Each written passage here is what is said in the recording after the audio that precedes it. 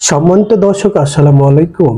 আমার স্বাস্থ্য সচেতন চ্যানেলের পক্ষ থেকে আপনাদের জানাই স্বাগতম। আজকে আমি যে মেডিসিনটি নিয়ে আলোচনা করতে যাচ্ছি সেটি হচ্ছে ডুরালাক্স ট্যাবলেট নিয়ে। এটি একটি 5 mg ট্যাবলেট জাতীয় ওষুধ। এই ওষুধটির জেনেটিক নেম হচ্ছে বিসাকোডিল।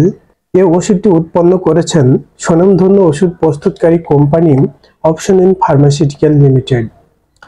এখন আসুন ডুরালাক্স ট্যাবলেটের কার্যকারিতা কি বা কোন কোন রোগে ডুরালাক্স ট্যাবলেট ব্যবহার করা হয়ে থাকে। কোষ্ঠকাঠিন্য বা কনস্টিপেশন দূর করতে মেডিসিনটি ব্যবহার করা হয়ে থাকে। যে কোনো ধরনের কোষ্ঠকাঠিন্য বা কনস্টিপেশন দূর করতে এই ওষুধটি বিশেষভাবে কাজ করে। অনেক দিনের পুরনো বা নতুন কোষ্ঠকাঠিন্যর জন্য এটি একটি মহা ঔষধ।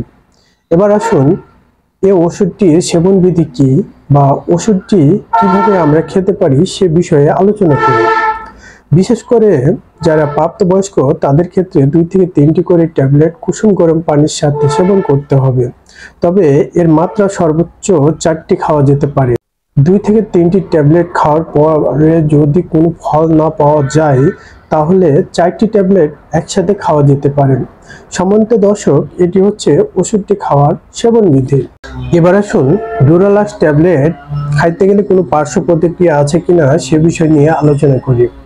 ডুরালাক্স ট্যাবলেট খেতে গেলে ডায়রিয়া হতে পারে, পেটে ব্যথা হতে পারে, মলদ্বারে জ্বালাপোড়া হতে পারে, অ্যালার্জিক কোনো রিয়াকশন দেখা দিতে পারে। আসলে এসবই হচ্ছে এই ওষুধের পার্শ্ব প্রতিক্রিয়া।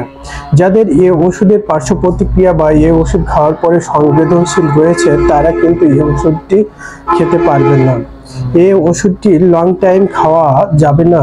যাদের বমি বা বমি বমি ভাব এই ওষুধটি খাওয়ার পরে হয় তাদের কিন্তু এই ওষুধটি খাওয়া যাবে না।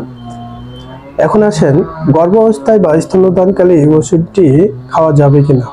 গর্ভাবস্থায় ও স্তন্যদানকালে এই ওষুধটি খাওয়া যাবে না এবং চিকিৎসকের পরামর্শ অনুযায়ী আপনারা এই মেডিসিনটি সেবন করবেন।